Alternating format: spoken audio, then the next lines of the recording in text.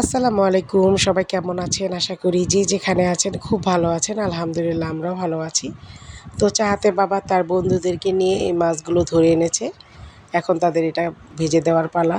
তো প্রথমে আমি মাছগুলো ভালো করে কেটে ধুয়ে নিলাম। এখন এগুলোকে বিভিন্ন পদের মশলা দিয়ে মেখে তারপরে কিছুক্ষণের জন্য ম্যারিনেট করে রেখে দেব। তো আমি এখানে প্রথমেই দিয়ে দিচ্ছি লবণ। লবণটা ভেরি ইম্পর্টেন্ট। আর অবশ্যই লবণটা আপনারা বুঝে শুনে দিবেন, কারণ এখানে যেহেতু ফিশ সস যাবে, তো ফিশ সসের মধ্যে লবণ থাকে। তো আস্তে আস্তে আমি বাকি উপকরণগুলোও দিয়ে দিচ্ছি। আর এটা আমি প্রায় ১.৫ থেকে ২ ঘন্টা আগে মেখে রাখবো। তাহলে যখন এটা আমরা ভাজবো তখন এটা খেতে খুবই সুস্বাদু আর খুবই ইয়াম্মি হবে।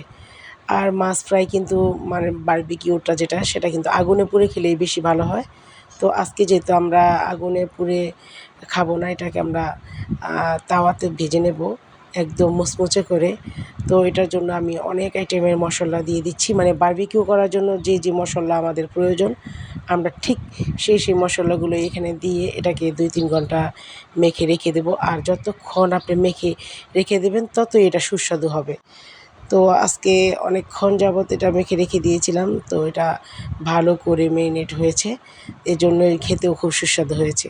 তো আমরা এই যে মেখে এটাকে সুন্দর করে ঢেকে রেখে দেবো প্রায় ১.৫ থেকে ২ ঘন্টা। আর যাদের সময় না থাকবে তারা অন্তত ৩০ মিনিটের জন্য রেখে দেবেন, তাহলে মশলাটা খুব সুন্দর মাছের ভিতরে ঢুকবে। তারপর এটার সাথে খাওয়া হবে পরোটা। পরোটার জন্য আমি সব পরোটার শেপ দিয়ে রেখেছি, যখন ভাজবো গরম গরম ভেজে দেবো। তো মোটামুটি সবগুলো মাছ ভাজা শেষ, পরোটা বানানো শেষ। আর সাথে ছিল একটা সবজি, কারণ মাছটা দিয়ে খেতে যদি শুকনো লাগে, তাই আমরা এই সবজিটা করেছি। তো চাহাতের বাবা তার সব বন্ধুদেরকে নিয়ে খাওয়া দাওয়া শুরু করে দিয়েছে। আর সবসময় সে বন্ধুদের নিয়ে আড্ডা দিতে খুবই পছন্দ করে, হোক আমার বাসায় বা অন্যদের বাসায়। তারা সবাই সবার বাসায় একেক দিন একেকটা রকম পার্টি করে। তো আজকে যেহেতু মাছটা একদম ফ্রেশ ধরে নিয়ে এসেছে, তো সবাই বলল যে ভাবির হাতে মাছগুলো ফ্রাই করাবে, তাই আমার বাসায় নিয়ে এসেছে। তো আমি সবগুলো মাছ চেষ্টা করেছি তাদের মন মতো করে ফ্রাই করে দিতে। আর আলহামদুলিল্লাহ সবাই খুবই খুশি হয়েছে। আর এই খুশির জন্য কিন্তু এতটা কষ্ট করা, সবাই মোটামুটি খেয়ে খুবই ভালো বলেছে। আর এই তো মাছটাকে আমি প্রায় ২.৫ থেকে ৩ ঘন্টা মেখে রেখে দিয়েছিলাম, আলহামদুলিল্লাহ এই জন্য আরও খেতে ভালো লাগছে। তো সবাই খাওয়া দাওয়া শেষ, এখন আমি আর চাহাত খাবো।